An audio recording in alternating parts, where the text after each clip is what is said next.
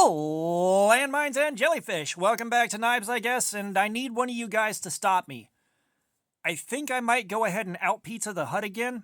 I know last time they took my family hostage and I had to make a lot of bargains to get them back. A lot of weird wheeling and dealing, but I think I can do it. So until we get the logistics of that worked out, I've been carrying this guy right here, and this is one of the Albatross burner knives.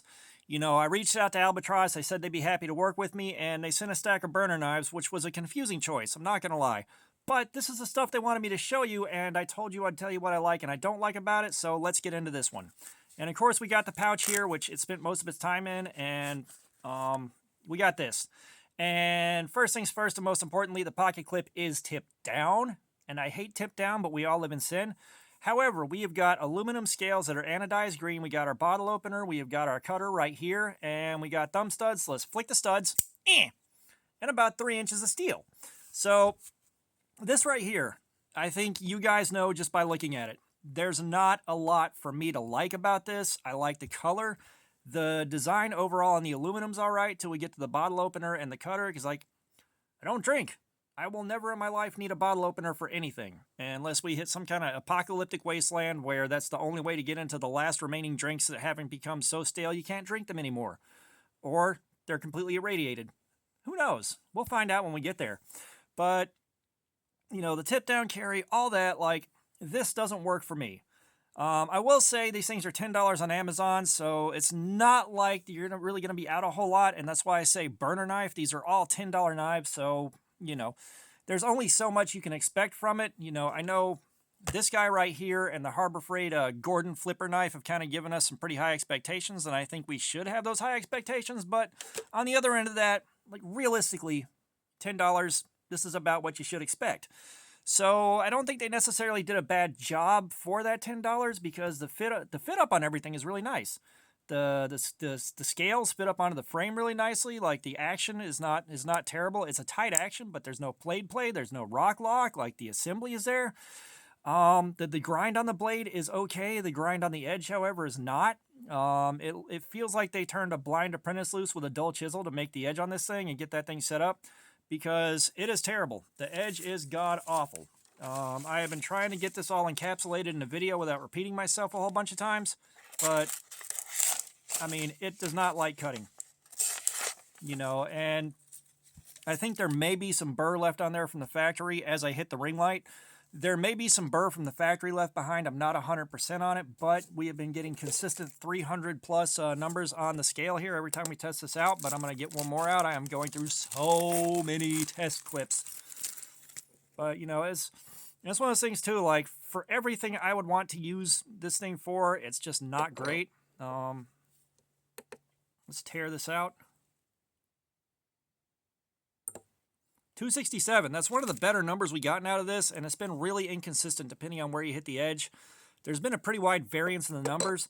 So, you know, it kind of becomes a bit of a disappointment stew. Like, it just kind of gets worse and worse the more you look at it. And I hate saying that because Albatross was kind enough to send these to check in, and I'm not sure why these are what they wanted me to take a look at for you guys. But there is potential redemption. We potentially have some redemption for this thing. So on Amazon and on their website, the steel is not listed in the specifications, but there's one picture of this on the website that says it's D2 in the top left corner. So you guys know already, if we have a $10 knife with a D2 blade, we may have something here. You know, Cardboard Slayer is going to be the make or break for this thing. You know, one, I want to see what this right here does for the ergonomics with the constant pressure of cutting. We already know the pocket clip's going to go bye-bye. And it feels like outside of that pocket clip, the ergonomics may be okay depending on how this performs and how this does my hand. I will have to strop this and try to get the strop down below 200 on the scale to give it a fighting chance. I don't want to set it up for failure immediately because cutting cardboard with this thing at work, oh God, it was so bad. It did not like getting pushed through cardboard. You know, the thickness of the blade's all right. The hollow grind is not super deep, so it wasn't turning into a wedge. It's just that edge on it. It was already devastated before I started cutting, basically. And of course, the plastic on pallets, I didn't like that much. So this is really confusing. And the thing is, we can't we can't say Albatross just makes trash knives. We can't say Albatross just does this because, you know, whenever I emailed them, they asked what I was interested in, and I made the mistake of only listing one knife I wanted to check out, but it's the one that I really wanted to look at.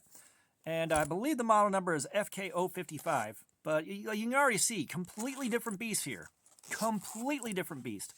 You know, you got a nice Albatross microfiber, and holy gosh, this is a big microfiber. Oh, Albatross, you spoil me.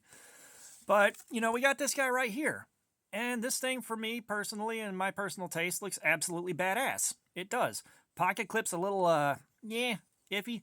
It feels like it's strong enough to hold up. It's going to have good retention. But we got a flipper tab. Let's flick the bean. And this is listed as D2. And look at the grind on this. Like, the plunge line right here. That plunge line is really, like, for a plunge line to stand out, for me to say the plunge line is really cool is something. Like, that's something I've never found myself saying before. But, I mean, the grind on the blade, everything is clean. It feels good. Like, this is what I was interested in Albatross to begin with. Or this is what got me interested in reaching out to Albatross. You know, we did the cool flipper. You know, it's got that modern Damascus that may or may not be VG10. I'm not 100% sure. I could have sworn it was listed as VG10 whenever I bought it, but that listing has changed over the years because it's been a while. But it performed okay. It carried nicely. It's an axis lock. The action is really smooth and free. Like, they did a good job on it. And, you know, the poverty spec version of that's like $16. Like, it's way better than it has any right to be at that price. I think this is around $40.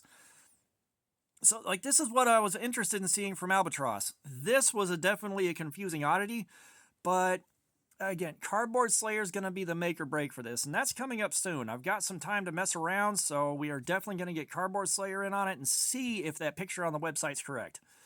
Like I said, if it's a $10 D2 knife, we may have something here. Like, I know the Ozark Trail Dropout's going to be a better knife overall, but this is a lot more readily available. And again, I would throw this in the toolbox or throw it in the shop or something like that without a second thought. I would definitely use it there.